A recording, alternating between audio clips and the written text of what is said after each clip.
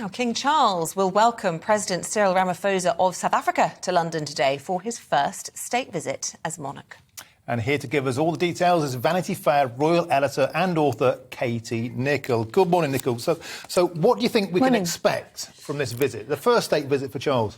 The first state visit for King Charles, the first state visit for us as a country in 3 years. Can you believe we haven't had one because of the pandemic? So I think it's going to feel quite special, actually. And I think any state visit, you know, if you're in London, you're aware of it because you will see the traffic come to a standstill.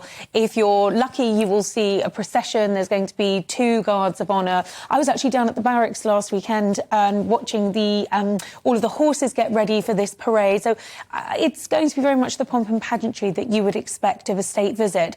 But of course, it's not just about the horses and the guard of honour and the state banquet, which will be the highlight of this visit. You know, this is very important for Britain and trade relations. We trade heavily with South Africa. It's the biggest country in the continent that we trade with. It's £11 billion a year for us. So there's a really important part to this. It's not just about the toasts and the tiaras. There's more to it. Yeah, than the just soft state power visit. of the royals that can't be underestimated. But I think, you know, it's been 3 years, as you say, since the last state visit. I don't know who made the last state visit, but will it be a little bit tinged with sadness? Of course, all focus very much should be on the King. It's his first state banquet to host as King. But we're going to miss Her Majesty tonight, aren't we? I know, and I think we've talked about this, haven't we? You know, whether it was Remembrance Sunday, we'll talk about it, I'm sure, when it comes to Christmas Day broadcast.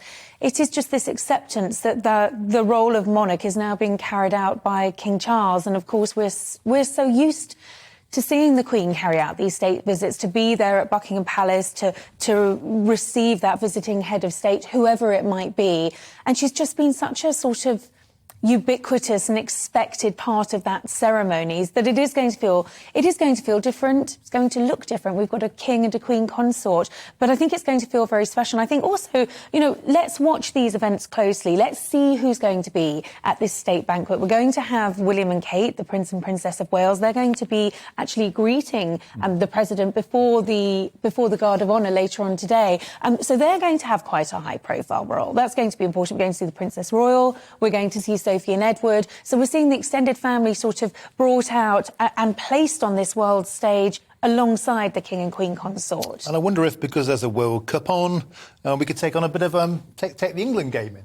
Now, don't forget the game is on Friday. I'm sure there will be talk of the England success yesterday and hopes for today. You know, I think the thing with these state visits wouldn't surprise me at all if football is discussed, because it is an opportunity, as Isabel was saying, to sort of exercise this soft power. It's not straight to business. There's a lot of schmoozing that goes on as well, and that's very, very important for these important international relations. And also, I think it's worth mentioning that with King Charles now as head of the Commonwealth, that relationship with South Africa is really important. Katie, I really want to get your views, whilst we've got you, on this Ripple of Hope award that Harry and Meghan have been nominated for. This is by the niece of JFK, and they've been praised for calling out structural racism in the monarchy. This will infuriate the Prince and Princess of Wales, who are due to travel to the States just days earlier. Well, they're travelling 4 days earlier to Boston for the Earthshot Award, which is, as you say, hugely important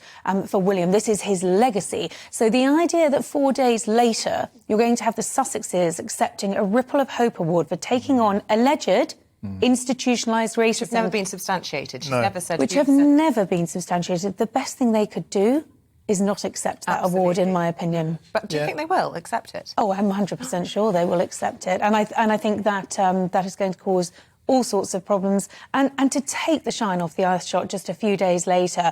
And I think there are a lot of people, a lot of commentators out there saying, really, this is only going to inflame an already sensitive and precarious situation. So actually, if they graciously passed on that award, I think they'd go up in a lot of people's opinions. Because really, what have they done? I think is the big question. Most people are asking. I always thought Meghan was proof that there wasn't structural racism. We totally embraced her into the royal family. The wedding was a huge event. There was not even a hint that people were thinking about skin colour. And yet here she is. King Charles gave her away himself. Denigrating the family all the time. And I wonder if most people just wish she'd just go away and let King Charles... get on with his job? Well, I think that's the problem. They're not going to go away. And while they're receiving high-profile awards like this or paying tribute to Sir Elton John in a high-profile video, it's very clear. I think one thing we can be sure, they're not going anywhere. OK, Katie, thanks for your input today. Thank you very much.